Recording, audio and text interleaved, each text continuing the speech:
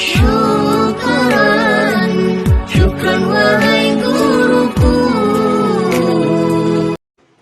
Assalamualaikum warahmatullahi wabarakatuh. Halo anak-anak, bagaimana kabarnya hari ini?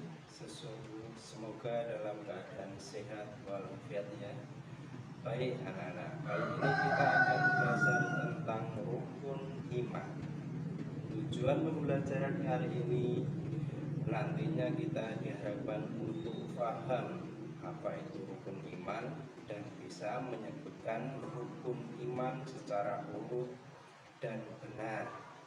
Baik, kita langsung saja mulai belajarnya ya. Memahami rukun iman, pengertian iman dan jenis-jenis iman.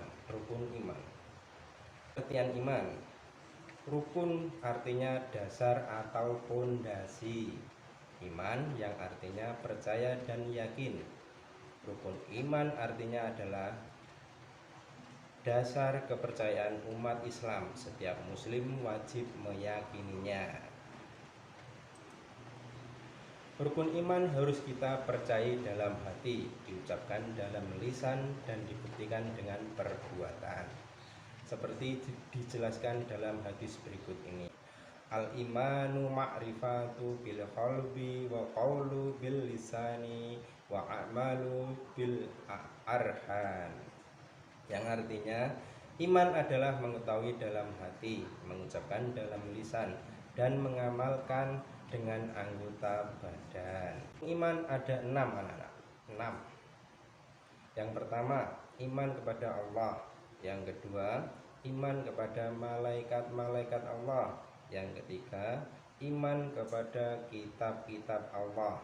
Terus yang keempat, iman kepada nabi dan rasul. Terus yang kelima, iman kepada hari kiamat. Terus yang keenam, yang terakhir, iman kepada qada dan qadar. Terus rukun iman yang pertama anak. Iman kepada Allah adalah rukun iman yang pertama. Beriman berarti percaya bahwa Allah itu ada. Percaya bahwa Allah lah yang menciptakan seluruh alam semesta ini. Percaya bahwa Allah Maha mengetahui, Maha melihat dan segalanya. Beberapa cara beriman kepada Allah. Yang pertama, meyakini bahwa Allah yang menciptakan, menguasai dan mengatur alam semesta ini. Yang kedua, mengimani nama dan sifat Allah. Yang ketiga, menjalankan perintahnya dan menjauhi larangannya. Terus rukun iman yang kedua anak adalah iman kepada malaikat Allah. Nah, ini ada nama malaikat dan tugas-tugasnya. Nah, yang pertama, malaikat Jibril mempunyai tugas menyampaikan wahyu. Yang kedua, malaikat Mikail mempunyai tugas membagi rizki. Yang ketiga, malaikat Israel mempunyai tugas mencabut nyawa. Terus yang keempat, malaikat Israfil mempunyai tugas meniup terompet atau sangkakala. Terus kemudian yang kelima, malaikat Raqib mempunyai tugas mencatat amal-amal baik. Nah, terus kemudian malaikat Atid mempunyai tugas mencatat amal-amal buruk. Kemudian malaikat Munkar bertugas menanyai manusia di alam kubur. Terus kemudian malaikat Nangkir bertugas menanyai manusia di dalam kubur. Kemudian malaikat Ridwan mempunyai tugas menjaga surga atau menjaga pintu surga. Kemudian yang terakhir malaikat Malik yang mempunyai tugas menjaga pintu neraka. Kemudian rukun iman yang ketiga anak-anak, iman kepada kitab-kitab Allah. Allah menurunkan kitab-kitab kepada nabi dan rasul sebagai petunjuk manusia di dunia.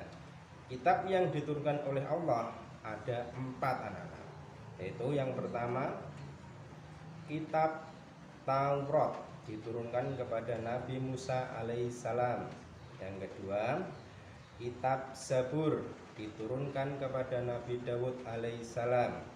Terus yang ketiga, kitab Injil diturunkan kepada Nabi Isa alaihissalam. Kemudian yang terakhir adalah kitab Al-Quran diturunkan kepada Nabi Muhammad SAW.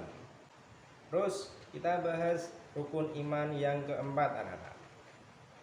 Rukun iman yang keempat adalah iman kepada Rasul Allah. Beriman kepada Rasul Allah berarti harus meyakini dan percaya beberapa hal berikut. Yang pertama, Nabi dan Rasul Allah adalah utusan Allah.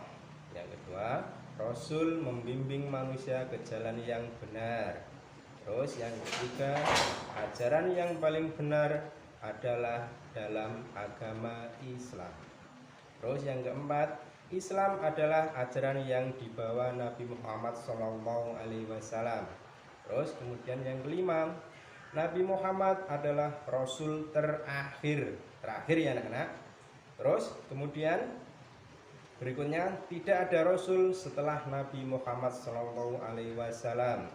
Kemudian yang terakhir, jumlah Nabi dan Rasul yang wajib kita ketahui dan kita imani ada 25 orang. Terus kemudian rukun iman yang kelima, iman kepada hari kiamat. Kita harus meyakini bahwa hari kiamat pasti terjadi, anak-anak. Hanya Allah yang mengetahui kapan terjadinya hari kiamat nanti.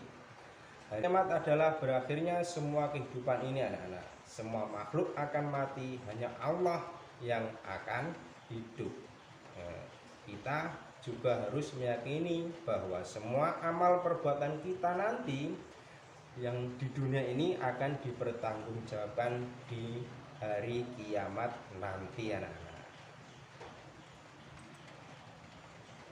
Kemudian rukun iman yang terakhir, anak-anak, rukun iman yang keenam, iman kepada takdir atau qada dan qadar. Takdir berarti ketentuan Allah. Kita harus meyakini dengan sepenuh hati adanya ketentuan Allah yang berlaku bagi semua makhluk hidup. Qada artinya ketentuan Allah tentang makhluknya sebelum dilahirkan di dunia hingga meninggal. Kemudian qadar adalah perwujudan ketetapan Allah tentang makhluknya yang telah atau sedang dan akan terjadi. Hikmah meyakini rukun iman. Yang pertama, menambah ketaatan terhadap Allah. Yang kedua, mendapatkan bimbingan dan keberkahan. Terus yang ketiga, diampuni dosanya oleh Allah. Terus berikutnya yang keempat, mendapat pahala dan ridho dari Allah. Kemudian yang keenam anak-anak, menambah rasa syukur. Terus yang ketujuh, mendapatkan keberkahan hidup, tentunya dari Allah. Baik, kita hitung lagi rukun iman ya. Yang pertama, iman kepada iman kepada Allah. Terus yang kedua, iman kepada malaikat-malaikat Allah. Terus yang ketiga, iman kepada kitab-kitab Allah. Terus kemudian yang keempat, iman kepada Nabi dan Rasul Allah. Kemudian yang kelima, iman kepada hari kiamat. Dan yang terakhir, apa anak-anak? Iman kepada qada dan qadar. Ya, betul anak-anak. Baik, demikian pembelajaran hari ini anak-anak. Semoga bermanfaat untuk kita semua. Ketemu lagi di video pembelajaran selanjutnya. Wassalamualaikum warahmatullahi wabarakatuh. Dadah.